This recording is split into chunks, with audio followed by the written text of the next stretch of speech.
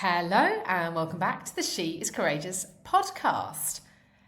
Right, a few weeks ago I had the absolute pleasure and honour of speaking with a good friend of mine and a fellow coach, Sarah, at a festival out here, the KM Festival. And I'm not going to talk about the festival itself, I'm going to talk about the subject that we were discussing. And we were talking about the sandwich years. Now, maybe you've heard that term, maybe you haven't. It's all about that kind of period between 40 and 60 years of age, where specifically for women and women that have families, roles are changing. Kids are getting older, so they're needing less from you as a parent, but parents are getting older and they're needing more from us as children and carers. So there's a really interesting conversation. And I've been thinking a lot about this period of life because I'm right in the midst of it. I'm 50 this year.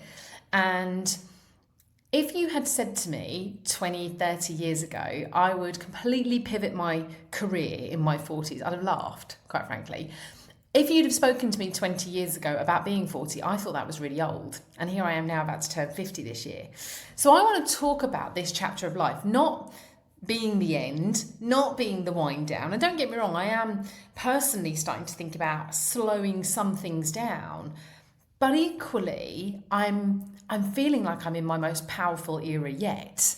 And I know so many women are feeling the same, but it's almost like this massive balancing act of feeling like we're in the most exciting time of our lives, but also having a real consciousness of, gosh, we are, for many of us, we're at least, if not more so, more than halfway through our lives. So I want to position today's episode talking about this chapter of life, 40s, 50s, maybe even 60s, but really thinking about what if this is the beginning of perhaps your most impactful chapter yet. We are living in a world where everybody is living longer. That's probably not statistically correct, but there's certainly so much information about living longer. We're living in a world where we're doing more, but we're also waking up to what we actually want.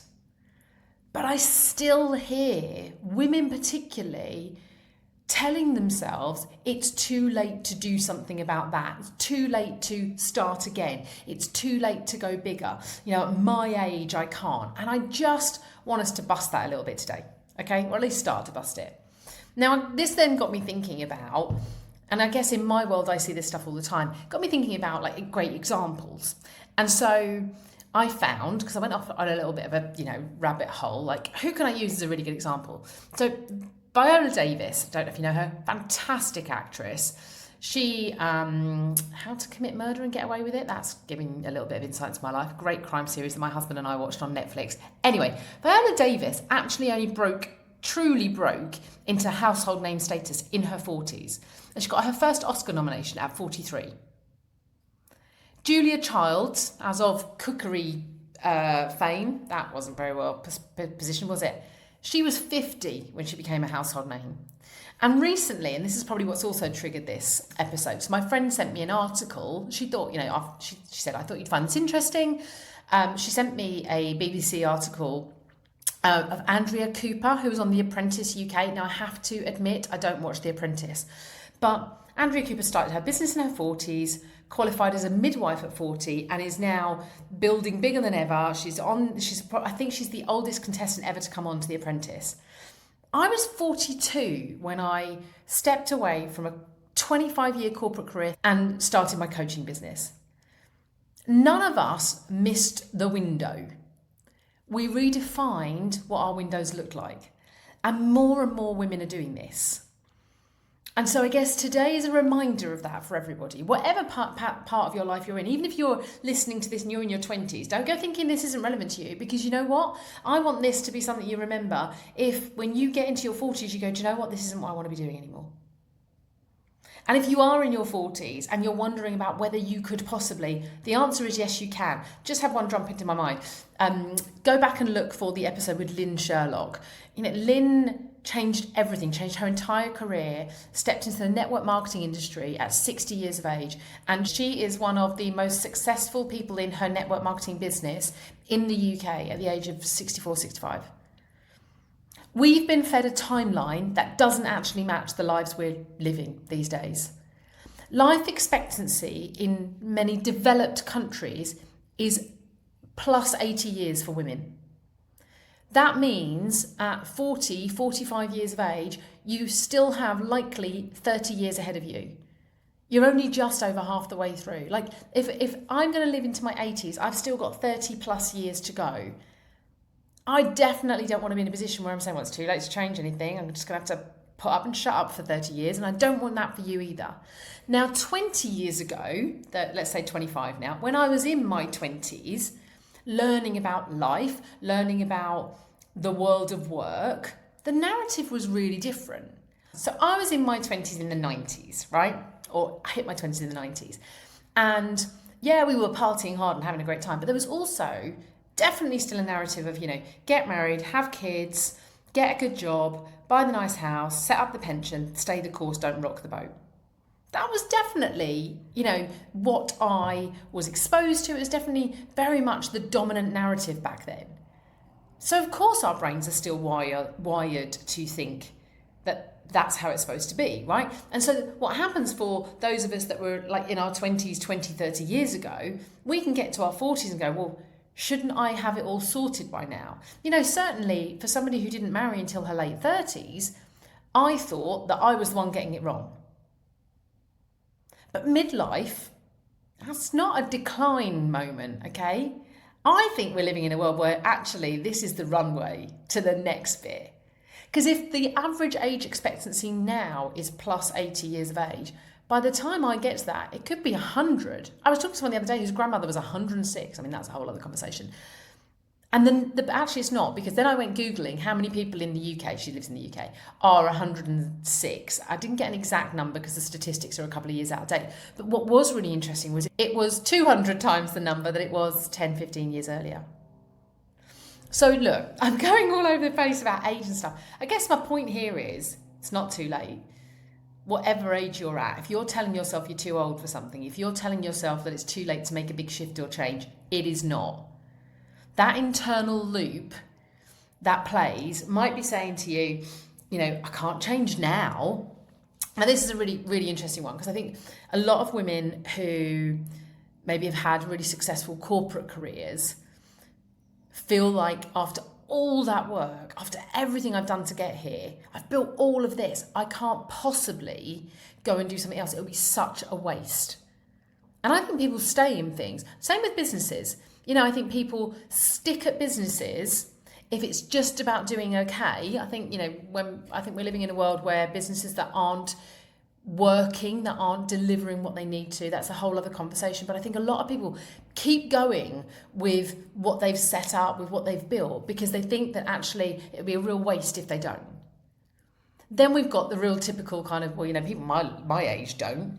People my age don't start businesses. People my age don't step into network marketing. And in all of that, because of course at our age, we're still human and think, well, what if I fail? What will they think? They'll probably think, what did she think was going to happen at that age? There's fear, there's guilt, there can even be grief. If you're only just learning who you are now and realising how long you've lived by other people's rules, how long you've lived other people's stories out or other people's versions of success, that can bring all kinds of things. But those thoughts, those feelings, they're not the truth. They're just outdated stories. I hear so many people talk about how they really worked out who they were in their 40s. And I'll tell you why. Because I don't think we have a clue who we are in our late teens, early 20s. And I don't think we should. How can you really know who you are until you've lived life? So I just want you to really kind of own this midlife piece. And if you're heading towards it, be excited for it. Not, people talk about, oh my God, I'm going to be 40, 50. Well, what if we could just be really excited about that? What if we could be really seeing that actually midlife is our power era? Yes, I did just say that. Because here's my reframe on midlife, right? When we get to the age that I find myself at now, and that I would say my 40s has been my best decade yet. It's been tough. It's had some really tough stuff go on personally, professionally. I'm not saying it's been easy, but it's been incredible as well. When we get to midlife, we've got perspective. We know what matters and we know what doesn't. We live in a world now that at this period of our life, we can see our patterns. We can spot the BS a mile off, can't we, ladies? We've got so much experience. We have built things, we've led things, we've failed at things, we've succeeded at things, we've bounced because we've learned resilience and we've kept going. Many of us have got better boundaries than we've ever had because we now know what's really important. And quite frankly, I think we get to a stage in this era where we just, I'm not going to swear, there is a swear phrase, but I think we give less you-know-whats. We care a little bit less about trying to conform. Now, we are equally, of course, carrying more. Probably more responsibility by this stage of our life. We are definitely carrying more stories because, as I always talk about my little backpack of stuff, which is basically my mindset, there's 49 years of stuff in there. Not all of the experiences are good experiences. You know, that with everything, there is light and there is shade. So yes, for all of the perspective and the experience and the successes and the resilience and the not caring as much, all of that you've got, we've also got where, you know, we've probably got more responsibility. We've got more guilt. We've got more stories that hold us back. We've got more experiences that aren't working to our advantage, but we've also got more tools, resources and equipment than we've ever had and the knowledge to use them. Now, the truth, let's be really honest, there is a piece where you might feel, I don't want to use the word invisible, but that's the word that's in my head at the moment. You know, sometimes we might feel invisible in industries that glorify youth, okay? That may be more challenging. We might feel pulled between ambition and physical fatigue. I mean, I definitely find myself with that now. You know, the ambition is still really strong, but the reality is my brain is not as agile as it was in my 20s, and that's okay. I'm learning to work with that. You might find yourself grieving for what you didn't do sooner. But I want you to just sit with this today. If you are sitting in your 40s, your 50s, or your 60s, or in any age bracket, if you're in that kind of 40s, 50s, that sandwich year piece, and you've been thinking about what do you want next or making shifts or changes, but there's been a voice that's saying, well, you can't do that now and too old and too much to lose, etc., etc. I just want you to acknowledge your reality and give yourself permission to continue to move forward. You don't have to rush, okay? I say this every week in the podcast. If I'm giving you kind of that pep talk, I'm not saying go blow the world up around you. I'm just asking you to think differently. If you've ever said the words, I'm too old for that, it's too late for me to do that, people like me at my age shouldn't be doing, I want you to challenge that narrative.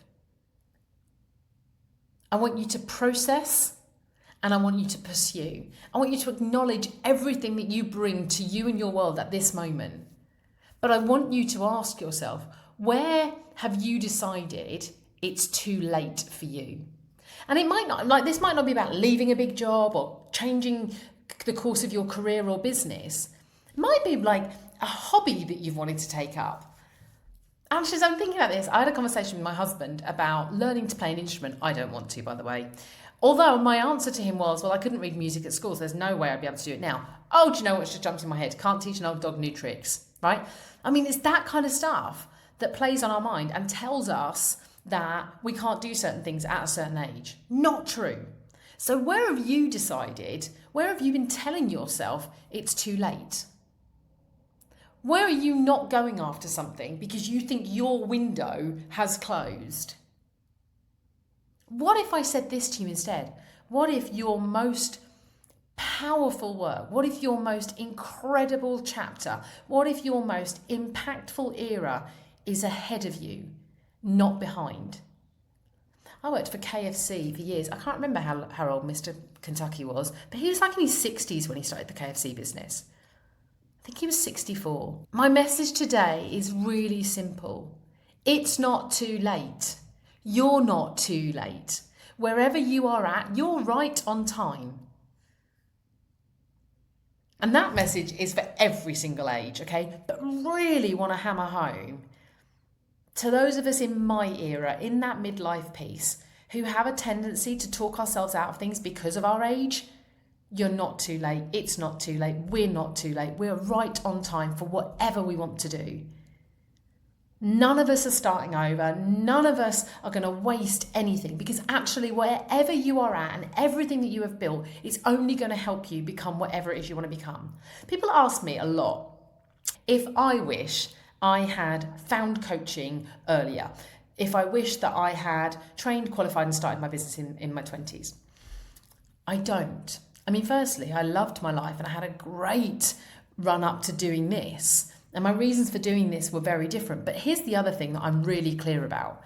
If I had become a coach any earlier than I did, if I had started my business any earlier than I did, I would not be anywhere near as good at it. I don't think I would enjoy it in the same way. I don't think I'd be as good at it as I am. I don't think I would be, well, I know, I wouldn't be living the life I am now. I didn't meet my husband till my mid to late 30s. We changed our lives completely in my 40s. I wouldn't have done all these things. I'd have done different things, but I'd be living a very different life. And I don't think it would be a better life. Because the life that I'm living right now is the life that I believe I'm supposed to be living. Am I done? No, not on your Nelly. And neither are you. So wherever you're at right now, remember you have got experience, you've got perspective, you've got clarity, and my God, you've got a fire in there. Light it back up. Because midlife is not the end for any of us. In fact, it could be the beginning of our most courageous chapters yet.